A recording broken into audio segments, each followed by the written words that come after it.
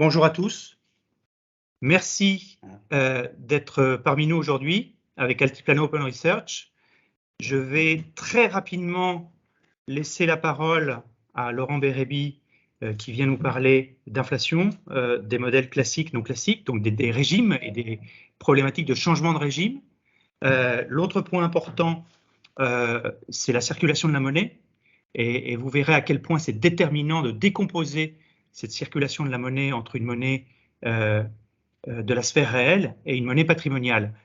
Tout ça sont des enjeux fondamentaux qui sont liés aux banques centrales, qui sont liés à la définition propre de l'inflation et à ce que cela peut impliquer en matière de comportement des marchés financiers, d'allocation d'actifs.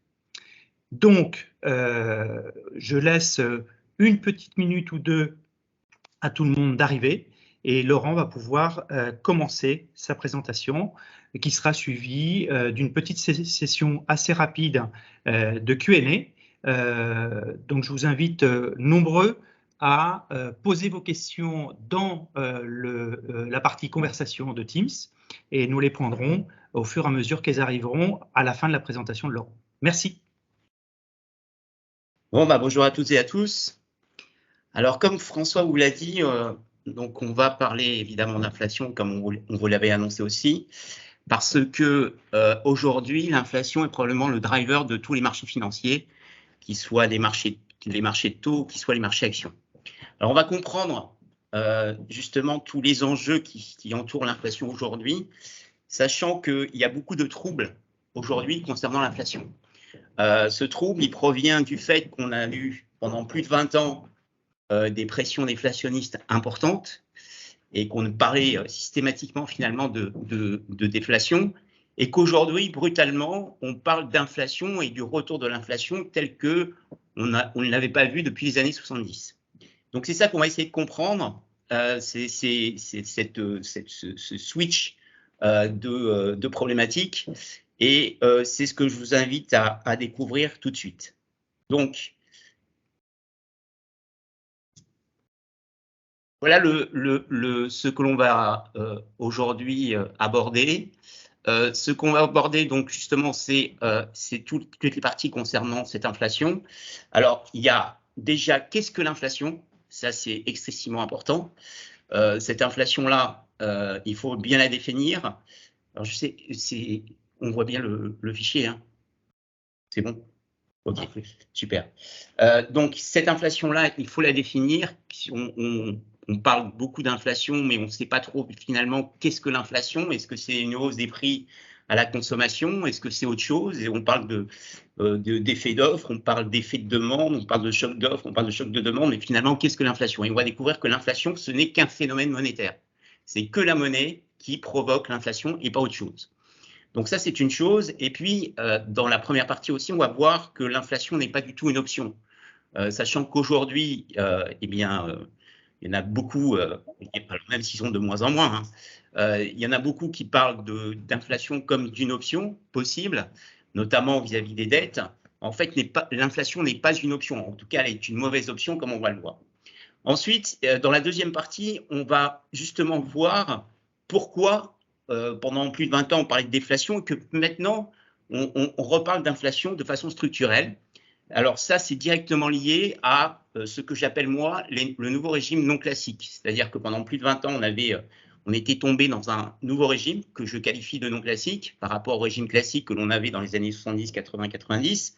Et puis, donc ça, c'est ce qu'on a vécu pendant plus de 20 ans. Et puis, il faut voir justement tout ce que ce régime non classique implique du côté de l'inflation actuelle.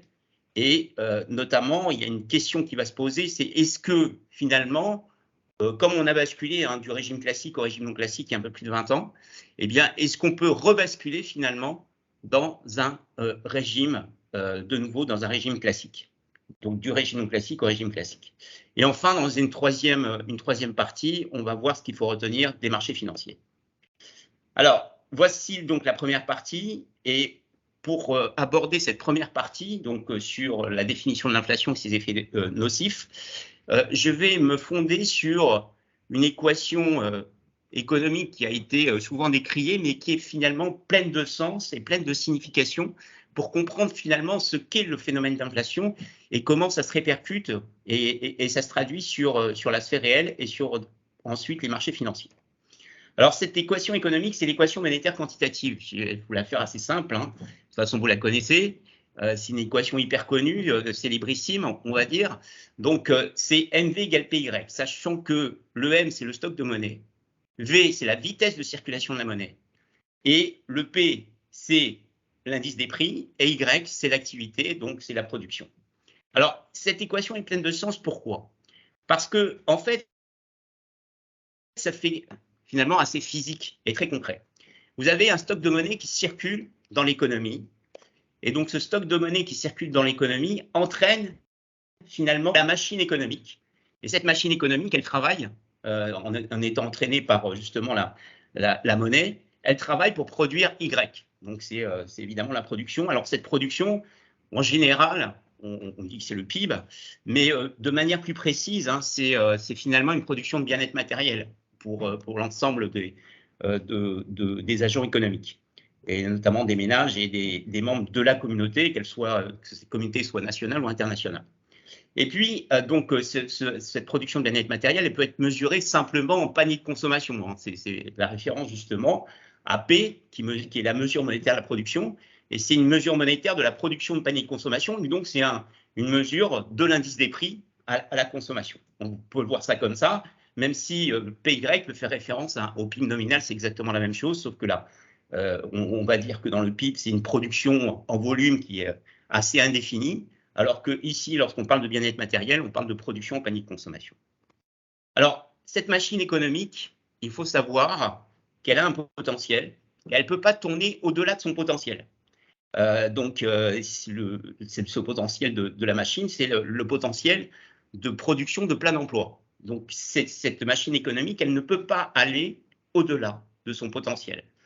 Alors, il y a une conséquence à ça, c'est que si le MV est trop important, c'est-à-dire que si le M, finalement, est trop important ou le V est trop important, eh bien, vous allez conduire la machine économique à tourner au-delà de son potentiel, ce qui n'est pas possible. Et donc, à partir de là, la machine économique surchauffe. Et cette surchauffe, ça se traduit par la hausse de l'indice des prix, donc ça se traduit par de l'inflation. Donc voilà, donc ça, c'est exactement l'expression concrète de ce qu'est l'inflation. L'inflation, c'est justement un excès de cette monnaie qui tourne, qui circule dans la vitesse, qui circule dans la sphère réelle, et qui va entraîner la machine, qui conduit à entraîner la machine économique au-delà de son potentiel, ce qu'elle ne peut pas faire, et donc là, elle surchauffe, et la surchauffe, c'est l'inflation.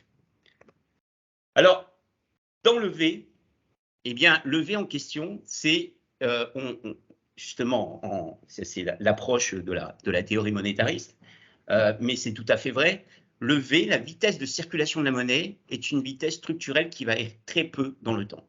Ici, vous avez justement cette vitesse de circulation de la monnaie qu'on mesure par le PIB nominal rapporté à la masse monétaire globale aux États-Unis.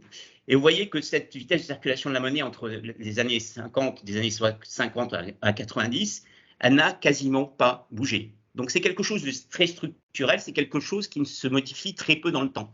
Alors, elle peut se modifier avec l'inflation, comme vous le voyez ici, notamment dans les années où on avait une accélération de l'inflation, la vitesse de la circulation de la monnaie est bien augmentée. Mais globalement, c'est quelque chose de structurel, c'est quelque chose qui dépend du système, de la structure du système, et donc c'est quelque chose qui bouge très peu dans le temps. Donc V est constant, et ça, c'est l'approche évidemment monétariste. Alors, comme V est constant, eh bien, nécessairement, puisque Y, c'est la production de plein d'emplois qui dépend normalement, qui est indépendant de V, et donc de la masse monétaire. Donc, c'est quelque chose qui est fixé aussi. Et donc, à partir de là, vous avez une croissance des prix, donc en situation de plein d'emploi, une croissance des prix qui est la différence entre la croissance de la masse monétaire et la croissance donc, du potentiel de production, c'est-à-dire finalement du taux de croissance potentiel de l'économie. Ça définit justement cette croissance, la différence entre la croissance de la masse monétaire et la croissance et le taux de croissance potentiel de l'économie. Ça détermine l'inflation structurelle de l'économie. Donc c'est quelque chose de monétaire. Donc, si on considère par exemple que la croissance potentielle c'est 0, bah, l'inflation, c'est la croissance de la masse monétaire. Donc, l'inflation est un phénomène purement monétaire.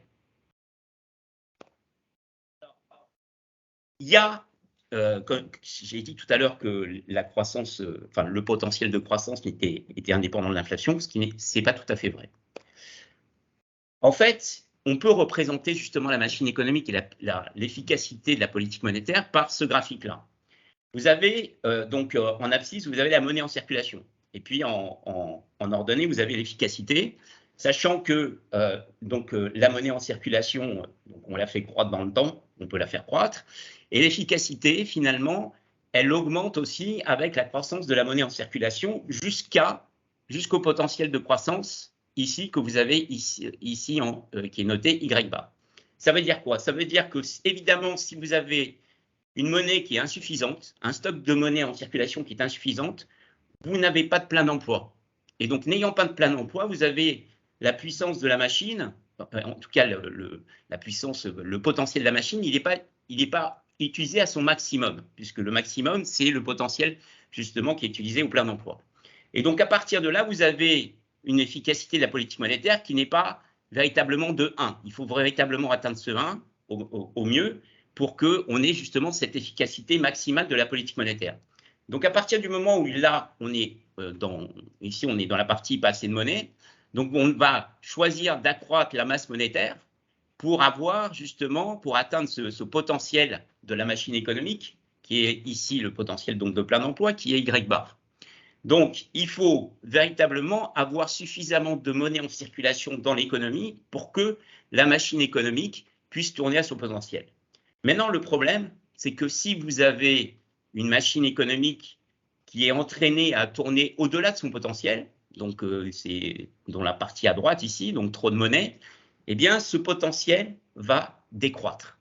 Il va décroître tout simplement parce que ce qui se passe, c'est que vous avez une maximisation, une optimisation de l'utilisation des facteurs de production et notamment de la main-d'œuvre, qui est de plus en plus compliquée au fur et à mesure que l'inflation augmente.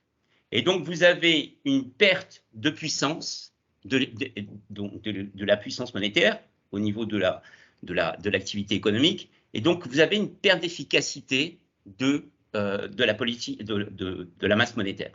Et donc, ça se traduit justement, cette perte de puissance de la machine économique, ça se traduit notamment par l'inflation, mais ça se traduit aussi par, alors ici, ce qui est représenté, on est toujours en croissance, on va dire en potentiel de plein d'emploi, il diminue avec la hausse de l'inflation. Ça, c'est absolument essentiel pour comprendre justement pourquoi l'inflation n'est pas une option. C'est-à-dire que si vous choisissez d'avoir de plus en plus d'inflation, vous avez un potentiel de croissance de l'économie qui est de plus en plus faible. Donc, c'est ce que vous avez ici. Donc, finalement, le potentiel de plein emploi, il diminue avec l'inflation. Et donc, l'objectif, c'est bien d'avoir un potentiel de plein emploi maximal qui puisse s'exprimer. Il ne peut s'exprimer de manière maximale que si on a une stabilité des prix. Donc, c'est la raison pour laquelle les banques centrales, depuis la fin des décennies 70, les banques centrales, donc ça a commencé par la Réserve fédérale, les banques centrales ont choisi de combattre cette inflation, parce que globalement, si vous ne combattez pas l'inflation, vous avez de plus en plus d'inflation, vous avez de moins en moins de croissance et on tombe dans ce qu'on appelle la stagflation. La stagflation, c'est ça, c'est-à-dire c'est la conjugaison de l'inflation forte, mais qui est automatiquement accompagnée de croissance faible et de croissance de plus en plus faible. Donc c'est pour ça que tout ce que l'on dit aujourd'hui sur l'inflation, c'est-à-dire finalement les banques centrales peuvent laisser filer l'inflation, c'est totalement faux. Les banques centrales n'ont aucune raison de laisser filer l'inflation parce que ça se répercutera sur la croissance, parce que ça se répercutera sur les résultats des entreprises et donc ça se répercutera inévitablement sur les marchés actions notamment. Donc ce que l'on cherche du point de vue des banques centrales, c'est une stabilité des prix. Alors, la stabilité des prix, quand on la définit à partir de l'indice des prix à la consommation, aux États-Unis, elle est définie à partir d'une inflation mesurée par l'indice des prêts à la consommation de 3%. En zone euro, c'est plutôt à 2%.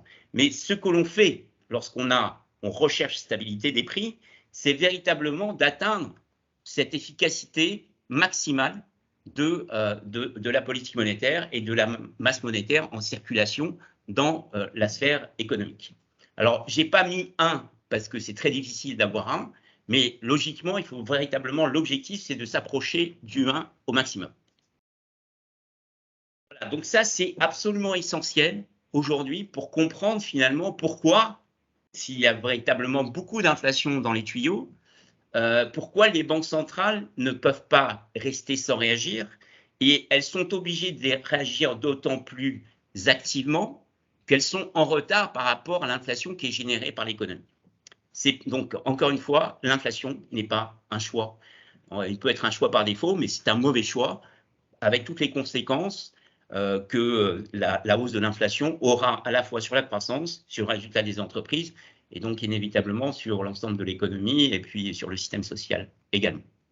Alors maintenant, on va aborder dans la deuxième partie quelque chose d'assez surprenant quand même, puisque, comme je vous l'ai dit tout à l'heure, en fait, on avait plutôt une stabilité de la vitesse de circulation de la monnaie, mais globalement, lorsqu'on regarde ce qui s'est passé depuis 25 ans, eh bien, on a connu une dégringolade de la vitesse de la circulation de la monnaie. Et ça, c'est tout le mystère, finalement, du mystère monétaire de ces 25 dernières années. Et c'est moi ce que j'appelle, finalement, ça traduit bien les désordres monétaires depuis 25 ans, parce que, globalement, quand on voit ce genre de graphique, c'est-à-dire que tout à l'heure, je vous ai montré le graphique jusqu'à cette date-là, eh bien, depuis la fin des années 90, on observe une dégringolade de la vitesse de circulation de la monnaie. Et ça pose question. Alors, ça pose question parce que, comme je l'ai dit tout à l'heure, la vitesse de circulation de la monnaie, c'est quelque chose de structurel. Ça ne peut pas bouger comme ça, et surtout de façon aussi, on va dire, aussi durable, et sur finalement un rythme qu'on peut mesurer aux États-Unis, qui est à peu près de 2% par an depuis la fin de la décennie 90. Et donc, c'est une dégringolade structurelle. Et ça pose question. Ça pose question à tout le monde. Ça pose question évidemment aux investisseurs, mais ça pose question surtout aux banques centrales. Et alors, donc ça veut dire quoi cette vitesse, cette dégringolade, cette vitesse de circulation de la monnaie? Ça veut dire que, justement, lorsque vous voyez ici, vous avez dit tout à l'heure que avec une croissance potentielle nulle, la croissance des prix, donc l'inflation, c'était à peu près la croissance de la masse monétaire. Mais là, avec cette vitesse de circulation de la monnaie qui baisse de 2% par an, ça veut dire qu'avec un taux de croissance potentielle nul, eh bien, vous avez une inflation, et avec une masse monétaire qui n'augmente pas, vous avez donc une inflation qui est négative, c'est-à-dire finalement une déflation de 2% par an. Donc vous êtes dans un environnement extrêmement déflationniste. Comme l'inflation, la déflation, c'est un phénomène monétaire, encore une fois. Et ce phénomène monétaire, on le constate ici par justement la baisse continue de la vitesse de circulation de la monnaie, qui est quelque chose qui s'est imposé maintenant depuis la fin de la décennie 90. Alors, j'ai entendu beaucoup de choses sur cette baisse pour expliquer justement cette vitesse de circulation de la monnaie. Donc finalement, pour expliquer en fait la déflation qui pèse de manière insistante sur l'économie depuis 25 ans. Alors, ça ne faisait pas référence, ces explications ne faisaient pas référence justement à la baisse de la vitesse de la circulation de la monnaie, elles faisaient référence justement à la déflation. Alors, j'ai entendu, j'ai lu démographie, mondialisation, politique monétaire. Alors, pour la baisse de circulation de la monnaie, politique monétaire quantitative, en fait, toutes ces raisons évoquées sont fausses. La démographie, je vais prendre justement un par un les raisons, une par une les raisons. Démographie, c'est quelque chose de lourd, c'est quelque chose de vraiment structurel. Et ce quelque chose de lourd et structurel ne peut pas être à l'origine d'un changement brutal comme on le voit ici, à partir de la fin des années 90, et ne peut pas être à l'origine de quelque chose qui finalement s'inscrit dans le temps d'une dégringolade de 2% de la vitesse de circulation de la monnaie. C'est pas possible. La mondialisation, là aussi, là on ne comprend pas trop la mondialisation, parce que là, il s'agit de la monnaie qui circule dans l'économie américaine. Donc, finalement, la mondialisation, certes, OK, mais la mondialisation, elle a quoi comme impact sur la vitesse de circulation de la monnaie dans l'économie américaine? Et surtout, aussi, la même interrogation, pourquoi, finalement, elle serait à l'origine d'une baisse de 2% de la vitesse de circulation de la monnaie, c'est-à-dire, finalement, une baisse structurelle sur un rythme qui ne s'est pas démenti de 2%. Donc ça aussi, c'est à écarter. Politique monétaire quantitative, là aussi, politique monétaire quantitative, ici, alors quand on parle de politique monétaire quantitative, on parle de la monnaie banque centrale. Cette monnaie banque centrale, ce n'est pas de la monnaie ici qui est prise en compte. La monnaie banque centrale, elle est injectée auprès des banques qui, elles, après, la réinjectent dans l'économie. Donc, là aussi, il faut savoir expliquer pourquoi, si c'est le cas, pourquoi cette monnaie banque centrale a conduit à une baisse de la vitesse de circulation de la monnaie, sachant que la monnaie banque centrale n'est pas prise en compte dans M2 ici. Donc là aussi, donc toutes ces raisons ne sont pas les bonnes. En revanche, il y a le pourquoi est essentiel. C'est-à-dire pourquoi on a connu ça, pourquoi finalement depuis la fin des années 90, on a connu une dégringolade de la vitesse de circulation de la monnaie. Savoir répondre à cette question, ça va déterminer justement toute l'analyse que l'on peut avoir sur aujourd'hui l'environnement inflationniste que l'on constate. Et donc savoir notamment avoir des réponses à toutes ces questions qui se posent dans l'esprit des investisseurs, parce que justement, et ce graphique-là le montre, on était véritablement dans un schéma déflationniste depuis 25 ans, et brutalement ressurgit l'inflation. Comment ça s'explique? Alors pour l'expliquer, je vais pour ça, alors c'est tout expliqué dans le livre que j'ai publié en novembre dernier, ce livre-là, Monnaie et capital, la nouvelle économie patrimoniale, parce que dans ce livre, je mets en évidence un nouveau régime qui n'existe pas aujourd'hui en économie, dans les théories économiques, c'est-à-dire qui n'est pas reconnu. Et je démontre aussi, j'explique dans ce livre finalement pourquoi ce nouveau régime et comment ce nouveau régime s'est imposé. Donc ce nouveau régime, c'est ce que je qualifie de nouveau régime non classique.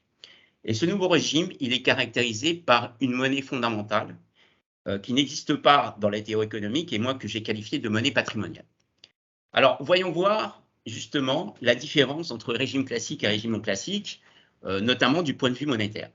Donc à gauche, vous avez régime classique, c'est-à-dire finalement en monnaie, dans la théorie monétaire, elle est assise sur l'équation monétaire MV égale PY. Et puis, à droite, vous avez régime non classique. Qu'est-ce que ça modifie par rapport au régime classique? Régime classique, vous n'avez qu'un seul type de monnaie. On va dire toute la monnaie, c'est ce qu'on appelle la monnaie de transaction. Donc, c'est cette monnaie de transaction qui circule dans la sphère réelle. Et en circulant dans la sphère réelle, justement, cette monnaie de transaction qui circule dans la sphère réelle, ça entraîne justement la machine économique au sein de la sphère réelle. Donc, toute la monnaie, dans le régime classique, toute la monnaie est une monnaie de transaction. Dans le régime non classique, il y a la monnaie de transaction, mais il y a une autre monnaie. Et une autre monnaie que j'ai qualifiée de monnaie patrimoniale, qui, elle, a comme particularité de ne pas du tout circuler dans la sphère réelle et productive. Donc, elle est complètement à l'écart de l'équation MV égale PY. Si bien que la masse monétaire totale, elle est formée à la fois de la monnaie de transaction et de la monnaie patrimoniale. Alors, la monnaie de transaction en question, même dans le régime ici, même dans le régime non classique, vous avez toujours cette monnaie de transaction qui, finalement, intervient et c'est elle qui est intégrée dans l'équation monétaire quantitative. Donc ça ne change pas. Ce qui change, c'est que, justement, dans le régime classique, la monnaie de transaction, c'est toute la monnaie, alors que dans le régime non classique, toute la monnaie de transaction n'est pas toute la monnaie, puisqu'il y a cette monnaie patrimoniale. Ça, c'est une chose. La deuxième chose, c'est que, justement, c'est expliqué dans le livre, donc je résume assez simplement ici, la monnaie patrimoniale est générée à partir de la monnaie de transaction, c'est-à-dire que le système réduit régulièrement la monnaie de transaction pour en faire de la monnaie patrimoniale. Donc, c'est ce que vous avez ici. Et donc, et on peut même dire que dans beaucoup de cas, finalement, ce taux de réduction de la monnaie de transaction est constante. Et on l'a vu pour % par an. Donc, ça signifie quoi?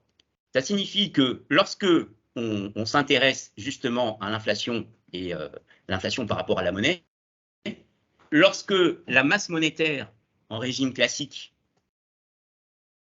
est constante, alors là, je fais l'hypothèse, encore une fois, que le taux de croissance potentiel de l'économie, c'est 0, hein, de façon à simplifier les choses.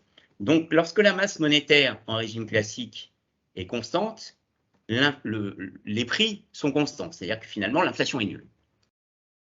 En régime patrimonial, donc ça, ce n'est pas une surprise, hein, apporter de la monnaie patrimoniale, c'est que finalement, lorsque la masse monétaire est constante, la monnaie de transaction diminue régulièrement et donc on a une déflation perpétuelle de l'économie. Alors, c'est quoi? Qu'est-ce que ça signifie tout ceci sur finalement à la fois les prix, le cycle des prix, la politique monétaire et puis la façon de réguler du point de vue monétaire, la façon de réguler l'économie. Donc là, j'ai repris hein, ce que je viens de dire ici hein, tout à l'heure, c'est-à-dire finalement, dans le cadre du régime classique, si le stock de monnaie est constant, eh bien, l'inflation est nulle. Et dans le cas du régime non classique, si le stock de monnaie est constant, il y a une déflation structurelle. Donc ça veut dire que dans le régime classique, en fait, le cycle est puissamment inflationniste si M croît trop vite. D'accord? Parce que c'est P, c'est M. Et donc la croissance de M, ça fait l'inflation. Et donc si vous laissez finalement la croissance de la masse monétaire, donc la masse monétaire accélérée, eh bien vous avez une inflation de plus en plus importante. Dans le régime non classique, déjà, structurellement, le régime est puissamment déflationniste. Alors cette déflation qu'on a connue, cet environnement déflationniste depuis 25 ans, il est dissimulé, donc ça aussi c'est expliqué dans le livre, par les bulles financières. C'est justement ce qui permet au système de colmater, on va dire, ces trous de monnaie de transaction et donc de dissimuler finalement cette déflation puissante au niveau de l'économie. Donc, alors, ça c'est une chose, et la deuxième chose, c'est que si vous avez une hausse des prix, alors ça peut être le cas, hein, si vous avez une hausse des prix trop importante parce que la masse monétaire a été injectée de manière trop importante pendant une certaine période, ce qui a été vide, on va dire, pendant la pandémie, eh bien, vous avez un système qui l'inflation. C'est-à-dire que finalement, comme il est structurellement déflationniste, eh bien, il va enlever de lui-même une part de l'inflation régulièrement. Et donc, le système est autocorrecteur quelque part. Ça, c'est une chose, c'est vraiment la différence entre les deux. Et la différence entre les deux aussi, c'est ce que ça implique pour la politique monétaire. Dans le régime classique, comme vous le savez, eh bien, on régule M. Il faut réguler M, comme je l'ai dit, hein, pour éviter qu'il y ait de l'inflation. Et pour réguler M, eh bien, la politique des taux d'intérêt est la politique adéquate. Donc voilà, elle marche très bien, évidemment, parce que M, finalement, la monnaie de transaction, c'est une monnaie de crédit. Et donc, si vous régulez le crédit, eh bien, vous arrivez à réguler la monnaie de transaction. Donc, la politique monétaire dans le régime classique est efficace. Dans le régime non classique, on a vu que la politique par les taux d'intérêt était inefficace et on a choisi de remplacer la politique monétaire orthodoxe, on dit par les taux, par une politique monétaire quantitative. Le problème, c'est que la politique monétaire quantitative, c'est un accroissement de la monnaie patrimoniale. En fait, lorsque les banques centrales injectent de la monnaie quantitative auprès des banques, c'est de la monnaie patrimoniale qui est injectée auprès des banques. Et ce qui se passe, c'est qu'évidemment, les banques le restituent en grande partie à l'ensemble de la communauté, à l'ensemble de l'économie, sous forme de monnaie patrimoniale. Or, la monnaie patrimoniale, c'est elle qui fait des bulles, c'est elle qui permet justement de masquer finalement la déflation, parce que cette monnaie patrimoniale, c'est la seule utilité, donc c'est une monnaie qui est au sein du patrimoine hein, des ménages, et la seule utilité qui peut en être faite, c'est justement de spéculer. Donc c'est une monnaie de spéculation, c'est une monnaie qui s'accumule dans le patrimoine des ménages, qui va être utilisée sous forme de spéculation sur tous les actifs, que ce soit les actions, que ce soit l'immobilier, que ce soit les crypto-monnaies. Bref, tous les actifs sont concernés et peuvent être concernés par ça. Donc, c'est la façon de faire fructifier, pour ceux qui la détiennent, cette monnaie patrimoniale. Et donc, c'est cette monnaie patrimoniale, lorsqu'elle est réinjectée, on va dire, sur le marché patrimonial sous forme spéculative, eh bien, ces bulles, sont ces bulles qui dissimulent finalement la déflation. Mais pour autant, le système est en bulle. Et les bulles, c'est une expression de désordre financier au niveau du système. Ça, c'est une chose. Il y a désordre financier et puis il y a aussi désordre social parce que finalement, cette monnaie patrimoniale est fortement inéquitable. Elle ne profite qu'à ceux qui ont un patrimoine. Donc, là aussi, désordre financier, désordre social. Et donc, ça signifie que la politique monétaire qui est capable de réguler l'économie dans le régime classique, est incapable de réguler l'économie. Alors, ça veut dire aussi que du point de vue d'activité, dans le régime classique, on a un cycle de taux d'intérêt, d'accord? C'est un cycle de rendement au niveau patrimonial. Dans le régime non classique, c'est un cycle de bulles, cycle financier, c'est ça qui fait finalement la dynamique économique. Et c'est un cycle, donc, au niveau du patrimoine, c'est un cycle de valorisation patrimoniale. Et donc, le fait est que vous accumulez dans le régime classique la monnaie, on va dire, hein, qui est nocive, c'est la monnaie de transaction. Et donc, plus la monnaie de transaction augmente, et plus l'inflation augmente, et plus ça a des impacts nocifs sur la croissance et donc sur l'économie. Dans le régime non classique, la monnaie nocive, c'est la monnaie patrimoniale, plus elle augmente, et plus vous avez des désordres qui sont à la fois financiers et sociaux. Et donc, finalement, ces désordres ont besoin également d'être corrigés. Donc, on est véritablement dans ces on était véritablement dans ces deux cas de figure, sachant que, justement, on est passé du régime classique au régime non classique. Moi, je le situe dans les années 97-98. Et toute la question qui se pose, et parce qu'évidemment, ça a des répercussions majeures sur la politique monétaire, sur l'impact sur les marchés financiers, évidemment, c'est est-ce que on n'est pas à l'aube de repasser en régime classique? C'est-à-dire que finalement, si on repassait en régime classique, ça voudrait dire que les bulles qu'on a connues vont se dégonfler. Ça voudrait dire aussi qu'on est reparti, on est de retour dans un cycle de taux d'intérêt, d'accord, avec une politique monétaire de taux d'intérêt, ce qui n'a pas été le cas, on va dire, depuis, moi je dis ça depuis plus de 20 ans, et que finalement, avec une inflation, donc si on retombe en régime classique, une inflation évidemment forte, et puis, alors qu'en régime non classique, comme je l'ai dit tout à l'heure, l'inflation, elle peut être corrigée progressivement par le système. Donc, c'est ça le sujet aujourd'hui, et c'est véritablement ce qui explique finalement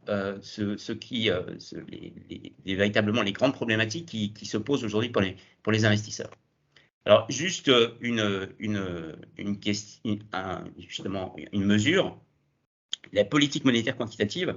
Donc, tout à l'heure, j'avais arrêté le graphique avant la pandémie. Vous voyez ici le saut sur la vitesse de circulation de la monnaie, la vitesse apparente de circulation de la monnaie. Cette baisse, cette chute, elle est due évidemment à une monnaie patrimoniale gigantesque qui s'est de nouveau injectée dans l'économie. Et donc, elle s'est injectée évidemment par la politique monétaire quantitative. Et on peut chiffrer même cette croissance de monnaie patrimoniale depuis fin 2019 à quelque chose qui est compris entre 5 000 et 6 000 milliards de dollars. Donc, c'est quelque chose de vraiment considérable. Et donc, tout le sujet aujourd'hui, c'est-à-dire que finalement, on n'a pas besoin de retrouver une vitesse de circulation comme on l'avait ici. Il suffit que, parce qu'aujourd'hui, par exemple, vous êtes sur des taux de croissance de la masse monétaire aux États-Unis de 10% sur un an. Mais il suffit que la vitesse de circulation de la monnaie ici se stabilise à ces niveaux-là pour dire que la croissance de la masse monétaire de 10%, ça va se traduire par une inflation phénoménale. On n'a pas besoin d'avoir un retour à ces niveaux de vitesse de circulation de la monnaie. Toute la question, c'est de savoir est-ce que la vitesse de circulation de la monnaie va continuer à diminuer sur un rythme de 2% ou va plutôt se stabiliser comme on le voit ici.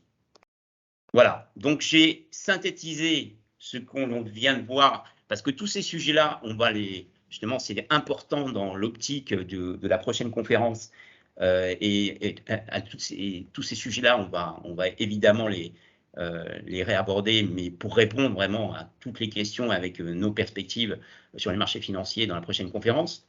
Donc, l'inflation, petit a, l'inflation n'est pas une option, elle doit être absolument combattue. Donc, quoi que l'on dise, hein, eh bien, si vous pensez qu'il y a beaucoup d'inflation dans les tuyaux, ça veut dire que les banques centrales vont réagir et vont réagir de façon, on va dire, importante.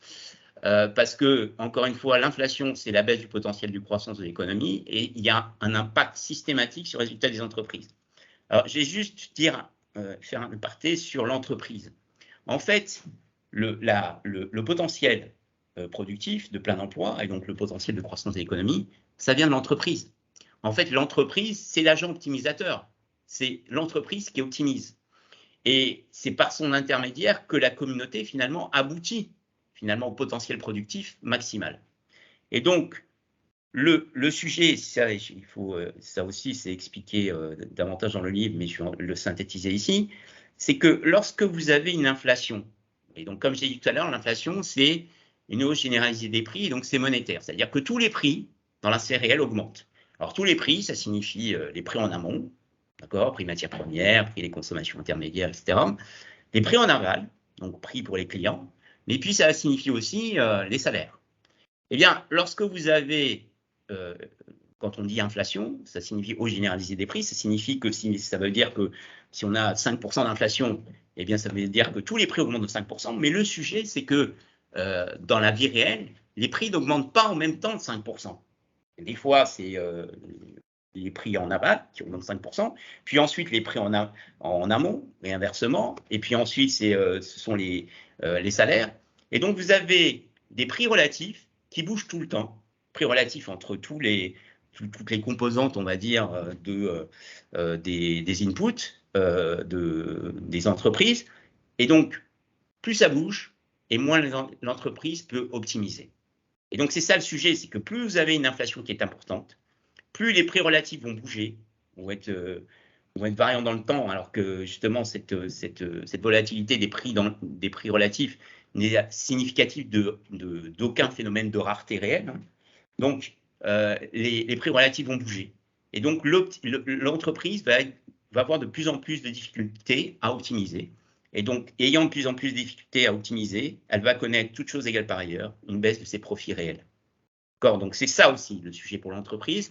C'est que si vous pensez qu'il y a de l'inflation, vous aurez systématiquement des mauvais résultats, des mauvaises surprises sur les résultats des entreprises. Et donc, cela se traduit, donc ça c'est le papier que j'ai publié récemment sur le site d'Altiplano, cela se traduit notamment par une prime de risque inflationniste sur le marché actions, systématiquement, parce que les investisseurs n'aiment pas. Et donc, plus justement les mauvaises surprises se concrétisent et plus la prime de risque par rapport à l'inflation sur le marché actions augmente. Alors, trois questions fondamentales se posent, et c'est véritablement les questions auxquelles on répondra la prochaine fois. C'est dans quel régime sommes-nous finalement? Est-ce qu'on reste dans le régime non classique? Alors, si c'est le cas, il y aura hausse des taux, parce que l'inflation est là, mais finalement, il y aura une partie de la désinflation qui sera assurée par le système, et donc la hausse des taux ne sera pas si importante que ça. Ou sommes-nous retombés dans un régime classique? Et donc ça veut dire qu'il y aura une hausse des taux, mais une hausse des taux très importante, qui sera tout à fait comparable à ce qu'on avait connu dans les années 80 et 90 au vu du niveau d'inflation. Donc, et ça exprime très bien le trouble des marchés aujourd'hui, c'est-à-dire finalement cette volatilité que l'on a, c'est ce questionnement qui taraude finalement les investisseurs entre est-ce qu'on est toujours dans un régime non classique, c'est-à-dire finalement un régime qui est structurellement déflationniste et donc qui contribuera de lui-même à corriger l'inflation que l'on voit, ou est-ce qu'on retombe dans quelque chose qu'on n'avait pas connu depuis des années, dans un régime classique où là, véritablement, ça signifie donc une politique monétaire et donc finalement une politique de hausse des taux d'intérêt. Deuxième question, quelle est l'inflation actuelle? Donc, je vous ai dit, ce n'est pas véritablement l'indice des prix à la consommation, hein, il faut savoir capter justement cette inflation qui est significative de ce phénomène monétaire. Alors, exemple, par exemple, l'indice des prix à la consommation intègre par exemple l'impact de la hausse des prix des produits importés. Bon, si cette hausse des prix des produits importés, par exemple, est significative d'une baisse des termes de l'échange, c'est un impact récessif, ce n'est pas véritablement un impact inflationniste. L'impact inflationniste, il va se mesurer autrement. Et enfin, troisième question, qui est vraiment essentielle aussi, c'est pourquoi finalement on rebasculerait du régime non classique au régime classique, qu'est-ce qui le justifierait?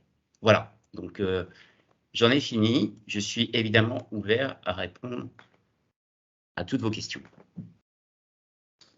Avez-vous des questions? Pardon, je vais couper le micro pour éviter les échos. Bon, je vais me lancer, Laurent. Tu as évoqué les cryptos, tu as évoqué la formule intégrant la monnaie patrimoniale. Aujourd'hui, les cryptos sont plutôt du côté de la monnaie patrimoniale, mais s'il devait y avoir une adoption massive des crypto-monnaies comme des monnaies de transaction, en fait, ce serait un actif et à la fois une monnaie de transaction. Voilà. Quel serait l'impact sur la définition de ton équation? Quel serait l'impact sur finalement la vitesse de circulation de la monnaie? Puisque finalement, on aurait un des rares actifs, ou je ne sais pas comment on peut l'appeler, qui aurait cette double casquette et qui donc peut remettre les choses en question. C'est une excellente question, François. Et justement, c'est toute la problématique pour les banques centrales, notamment les banques centrales des pays développés, mais aussi la banque de Chine. C'est qu'il est hors de question pour elles d'avoir une monnaie de transaction qui ne soit pas une monnaie qui soit régulée par la banque centrale. Et donc, c'est pour ça que c'est l'une des problématiques essentielles autour des crypto-monnaies. C'est que si on se dit ça, c'est que les crypto-monnaies qui ne sont pas, on va dire, sous la supervision de la banque centrale ne pourront jamais s'imposer en tant que monnaie de transaction. Donc et justement, c'est pour elles, c'est une question majeure, puisque c'est comme ça qu'elles peuvent réguler la monnaie de transaction qui est en circulation, et c'est comme ça que les banques centrales peuvent réguler l'inflation. Donc c'est pour ça que, encore une fois,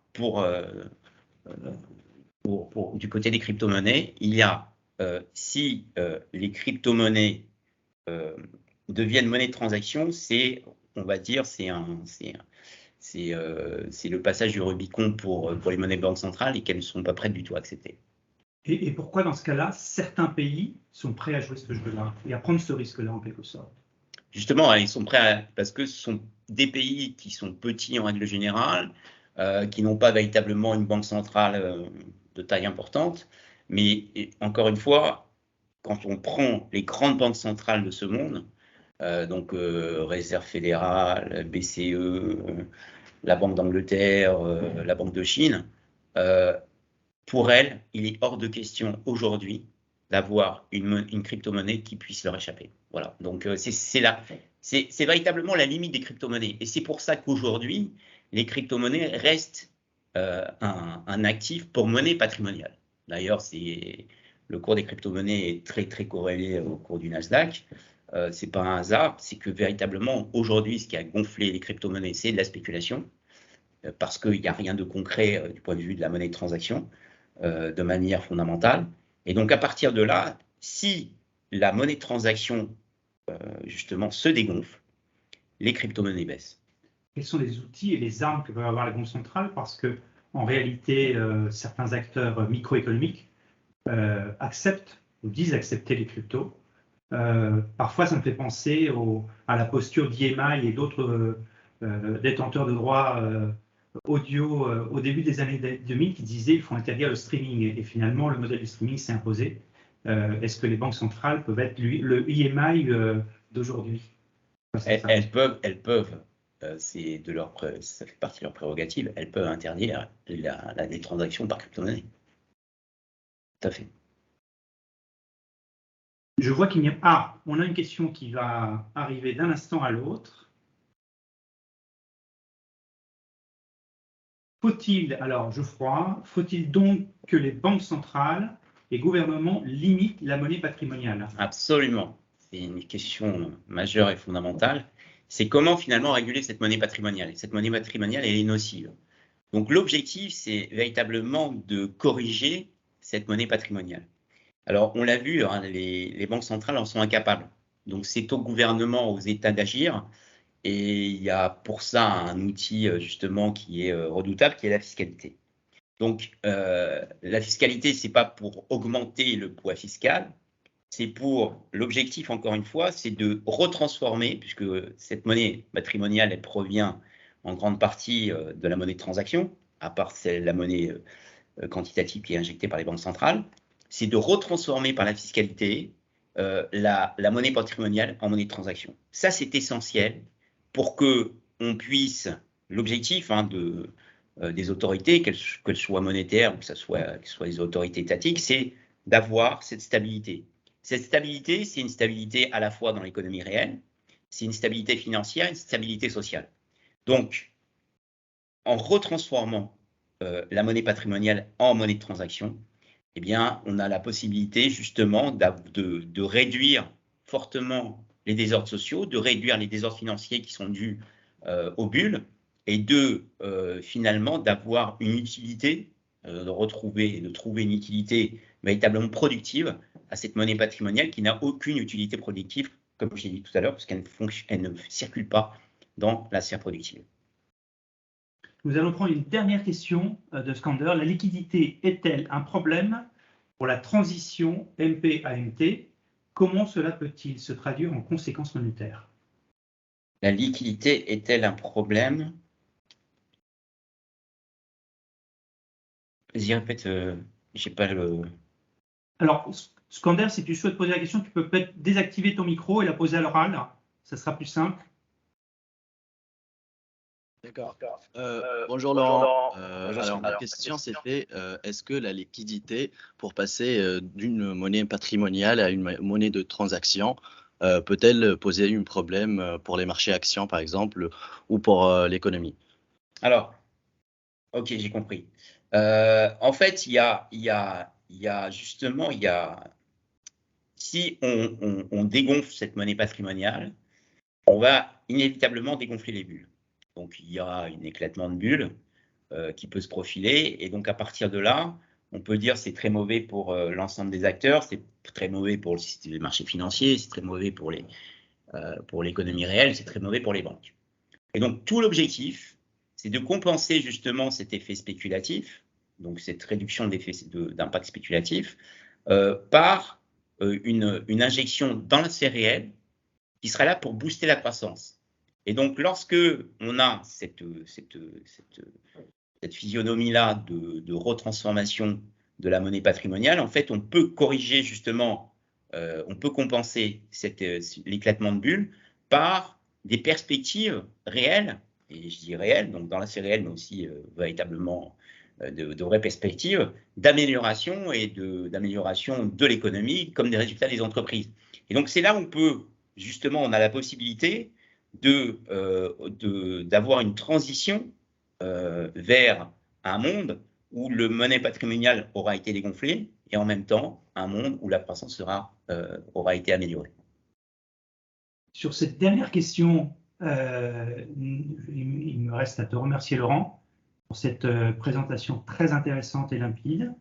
Et puis, vous pourrez retrouver ce webinaire dans la plateforme Events qui existe, sur laquelle nous vous enverrons le lien pour pouvoir réécouter ce webinaire avec la présentation de Laurent. Merci, très bonne journée. Merci à vous.